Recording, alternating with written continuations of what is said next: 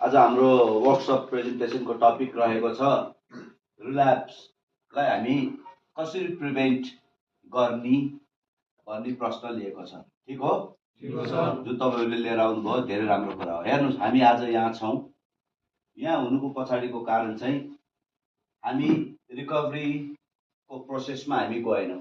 हामी बारम्बार रिल्याप्स भयौँ अथवा पुनः हामी प्रयोग गर्नु पुग्यौँ र रिल्याप्स एडिक्सन डिजिजको कन्सेप्ट, रिहेबिलिटेसन सेन्टरको कन्सेप्ट अथवा रिकभरीको कन्सेप्ट पनि हामीलाई थाहा नपाएको अवस्थाहरू पनि हो।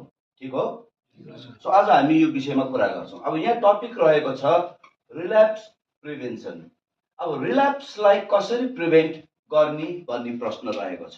पहिला कुरा त हामीले के बुझ्नुपर्छ भन्दाखेरि चाहिँ नि what do I understand about relapse.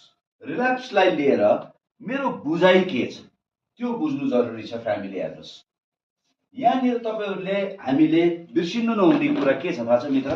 याद गर्नुपर्ने कुरा हेर्नुहोस् है। यो दुईटै कुराको लागि चाहिँ नि रिक्वायरमेन्ट के हो भनेर भन्नुहुन्छ भने रिल्याप्सको लागि पनि रिकभरीको लागि पनि दुईटै कुराको लागि चाहिने कुरा के हो भन्दाखेरि प्रोसेस। अनि यो प्रोसेस के को हो भनेर प्रक्रिया के प्रोसेस के को हो भन्दाखेरि आनी बानी रहन सहन सोचाइ व्यक्तित्व पर्सनालिटी।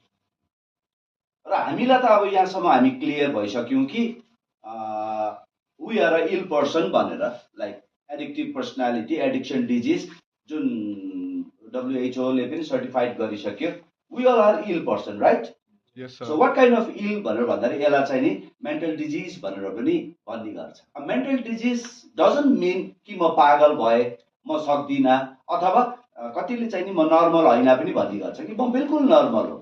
उदाहरणको रूपमा मेरो सिङ उम्रेको छैन, मेरो पुच्छर छैन, so I am very much normal, right? हो, but I have a problem in my mind, like एडिक्सनको ओसिडी, कुनै पनि एउटा मेरो सब्सटेन्स प्रति म बारम्बार त्यो कुरालाई लिएर अब्सेस्ड हुने गर्छु र त्यो कुरालाई पुरा गर्नुको लागि मैले अनेक प्रकारको चाहिँ मैले डिनाइ गर्ने, जस्टिफाई गर्ने, तर्क वितर्क दिने, अरूलाई कम्प्लेन गर्ने, अरूलाई दोषारोपण गर्ने, अनि म मेरो पदार्थमा पुग्थेँ, राइट?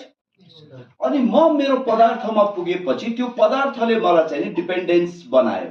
म निर्भर भएँ त्यो पदार्थमा, चाहे त्यो एल्कोहल होस्, चाहे त्यो ड्रग होस्, चाहे त्यो गाजा होस्, चाहे त्यो हार्डकोर ड्रग होस्, राइट? जसले गर्दाखेरि चाहिँ नि मेरो जीवन अनम्यानेज भयो, अस्तव्यस्त भयो, ट्रस्ट गुम्यो, मेरो सेल्फ स्टिम पनि लो भयो र ब्रेक इन